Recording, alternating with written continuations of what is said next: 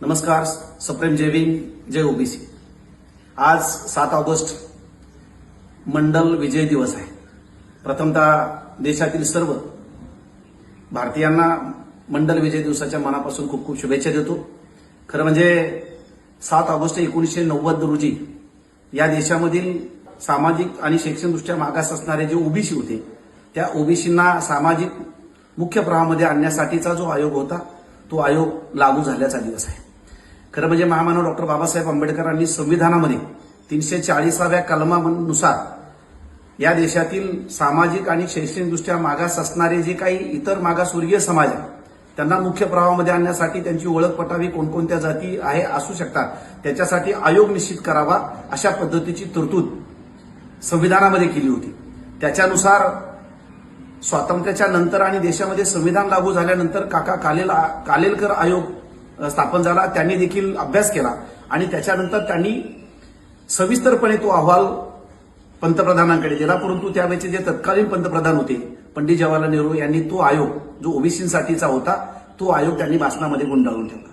तेव्हापासून ते 1979 मध्ये बीपी मंडल यांच्या नेतृत्वाखाली एका आयोगाची स्थापना झाली आणि त्याच्यानंतर त्यांनी देखील या देशामधले जे काही ओबीसी लोक आहेत त्या ओबीसींची ओळख करून कोणत्या जाती आहेत सामाजिक आणि शैक्षणिकदृष्ट्या मागासवर्गीय आणि त्यांना आरक्षण दिलं पाहिजे, त्यांना मुख्य प्रवाहामध्ये आणलं पाहिजे याच्यासाठीच्या शिफारशी त्या आयोगामध्ये तरतूद दिल्या आणि तो देखील त्यांनी त्यावेळच्या काँग्रेस सरकारकडे तो सुपूर्द केला होता.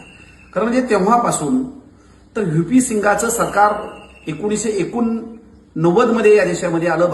परंतु तेव्हा व्हीपी सिंगाचं सरकार आल्यानंतर त्या काळामध्ये अॅडव्होकेट प्रकाशदादा बाळासाहेब आंबेडकर हे खासदार होते. ते सरकार आल्यानंतर व्हीपी सिंगांनी बाळासाहेब आंबेडकरांना पुढे भूमिका मांडली की तुम्ही आमच्या मंत्रिमंडळामध्ये असलं पाहिजे. त्यावेळेस बाळासाहेब आंबेडकरांनी असं सांगितलं त्यांना की माझ्या ज्या काही 4-5 मागण्या आहेत त्या मागण्या तुम्ही मान्य करा, मला मंत्रिपद मिळाल्यासारखं होईल. पहिली मागणी होती की जो काही मंडल आयोग या देशामध्ये भाषणात गुंडाळून ठेवलेला आहे काँग्रेसच्या सरकारने की ज्याच्यामुळे या देशातील ओबीसींना मुख्य प्रवाहामध्ये येण्यासाठी एक सामाजिक न्यायाची भूमिका घेतली जाईल आणि म्हणून त्यांना तो मंडल आयोग लागू करा अशा पद्धतीची अट बाळासाहेब आंबेडकरांनी घातली. व्हीपी सिंगानं लगेच तात्काळ त्या काळामध्ये मंडल आयोग लागू करा. खरं म्हणजे 1982 पासून मंडल आयोग लागू झाला 7 ऑगस्ट 1990ला. त्याच्या अगोदरपासून म्हणजे 1980-82च्या दरम्यान बाळासाहेब आंबेडकरांनी महाराष्ट्रामध्ये ज्या 282 ओबीसी जाती होत्या त्या लोकांना माहिती नव्हतं की कोणत्या जाती ओबीसी आहेत. परंतु त्याची पत्रकं छापली, वाटली, लोकांना कळायला लागली की ही ह्या जाती ओबीसीमध्ये आहे. म्हणजे बाळासाहेब आंबेडकरांचा जो लढा आहे ओबीसीसाठीचा तो 1980-82 पासूनचा तो लढा आहे. व्हीपी सिंगाच्या केंद्रीय मंत्रिमंडळामध्ये सुद्धा बाळासाहेबांनी मंत्रिपद नाकारलं आणि ओबीसींसाठीचा जो मंडल आयोग आहे तो लागू करून घेतला. खरं म्हणजे त्या काळामध्ये 1994च्या नंतर जे भाजप सरकार आहे खरं म्हणजे मंडल आयोग लागू झाल्यानंतर बीजेपीनं तो पाठिंबा काढून घेतला, व्हीपी सिंगाचं सरकार पडलं आणि मग त्यांनी मंडल आयोग बरखास्त करा अशा पद्धतीच्या महादेशभर एक यात्रा काढली, कमंडलू यात्रा काढली आणि मंडल आयोग बरखास्त करा अशा पद्धतीची भूमिका घेतली. तेव्हा देखील अॅडव्होकेट बाळासाहेब आंबेडकरांनी या देशामधला आंबेडकरी समूह बरोबर घेऊन मंडल आयोगाच्या शिफारशी लागू झाल्या पाहिजे. मंडल आयोग लागू झाला म्हणजे त्यातल्या ज्या शिफारशी आहेत त्या शिफारशी लागू झाल्या पाहिजे याच्यासाठी राज्यभर आणि देशभर आंदोलन केली. त्याच्यानंतर 27% आरक्षण या देशातल्या या राज्यातल्या ओबीसींना शिक्षणामध्ये नोकऱ्यांमध्ये ते आरक्षण मिळालं. ते तेव्हापासून आजपर्यंत आहे. मध्यंतरीच्या काळामध्ये मराठा समाजाने भूमिका घेतली की आम्हाला ओबीसी मधून आरक्षण द्या. तेव्हा देखील बाळासाहेब आंबेडकरांनी स्पष्टपणे कणखरपणे या महाराष्ट्रामध्ये एकमेव नेते आहेत बाळासाहेब आंबेडकर त्यांनी भूमिका घेतली की मराठ्यांचं आरक्षण ताट वेगळं असलं पाहिजे आणि ओबीसीचं आरक्षण ताट वेगळं असलं पाहिजे. त्याच्यासाठी महाराष्ट्रामध्ये ओबीसी आरक्षण बचाव यात्रा त्यांनी काढली. मराठ्यांना आरक्षणाची गरज नाही का?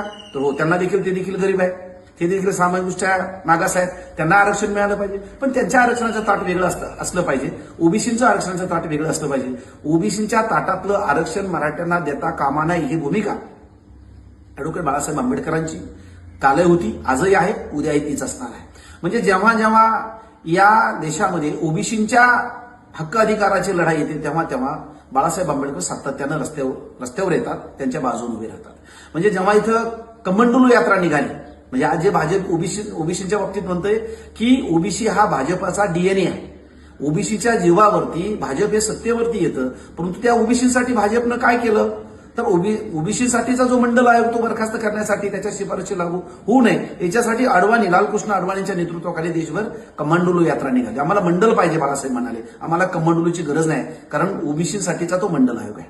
म्हणजे याच्यातनं एक स्पष्टपणे दिसत आहे की महामानव डॉक्टर बाबासाहेब आंबेडकरांनी त्या काळामध्ये संविधानामध्ये घटनात्मक तरतूद केली ओबीसीसाठीची, ती पण एससी आणि एसटीच्या म्हणजे इथला जो काही अनुसूचित जाती आणि आदिवासी आहे त्याच्या अगोदरचं कलम आहे 340 त्यांना अगोदर इथल्या ओबीसींना घटनात्मक तरतूद केली बाबासाहेब आंबेडकरांनी. त्याच्यानंतर पंडित जवाहरलाल नेहरूंच्या काळामध्ये ओबीसींना चा आयोग नाकारला गेला, हिंदू कोड बिल म्हणून नाकारलं गेलं, म्हणून बाबासाहेब आंबेडकरांनी आपल्या त्यावेळी केंद्रीय मंत्रिपदाचा राजीनामा दिला. तीच पुनरावृत्ती व्हीपी सिंगाच्या काळामध्ये 1990 मध्ये जेव्हा बाळासाहेब आंबेडकरांना केंद्रामध्ये मंत्रिपद मिळत होतं तेव्हा ते मंत्रिपद नाकारून बाळासाहेब आंबेडकरांनी मंडल आयोगाची अंमलबजावणी करून घेतली. आज परिस्थिती आपण बघतोय आपल्या पदासाठी सत्तेसाठी जे काही पक्षाचे नेते आहेत त्यांचा लाळगोटेपणा करणारे, गुलामीसारखे वागणारे, त्यांच्या बोटासह चाटणारे अनेक नेते आपण बघतोय. अशाही परिस्थितीमध्ये महाराष्ट्रामध्ये देशामध्ये स्वाभिमानानं आम्हाला सत्ता नको पण समाजाचे हक्क अधिकार मिळाले पाहिजे अशा पद्धतीची ताठर भूमिका त्या काळात महामानव डॉक्टर बाबासाहेब आंबेडकरांनी घेतली. आज बाळासाहेब आंबेडकर घेतात. खरं म्हणजे समाजासाठी सत्ता नाकारणारे हे आंबेडकरच असू शकतात. त्याची पुनरावृत्ती आपण नेहमी बघत असतो आणि म्हणून ओबीसींना मी आवाहन करेल या निमित्ताने की आपला शत्रू कोण, आपला मित्र कोण, कोण आपल्या बाजूने लढतंय, कोण आपल्या मतावरती डोळा ठेवून आपल्या बाजूनी तात्पुरती नाटकं करतंय आणि कोण खऱ्या अर्थानं आपल्या हक्क अधिकाराच्या लढाईमध्ये आपल्या सोबत असतं. शत्रू आणि मित्र ओळखण्याची वेळ आलेली आहे. निश्चितच ओबीसी बांधवांना माझं आव्हान असेल की आता तरी डोळे उघडा, आपला मित्र कोण आहे तो ओळखा. एवढंच या प्रसंगी बोलेल आणि पुन्हा एकदा आज मंडल विजय दिनाच्या या देशातल्या तमाम ओबीसी बांधवांना मनापासून खूप खूप या ठिकाणी शुभेच्छा देतो. धन्यवाद.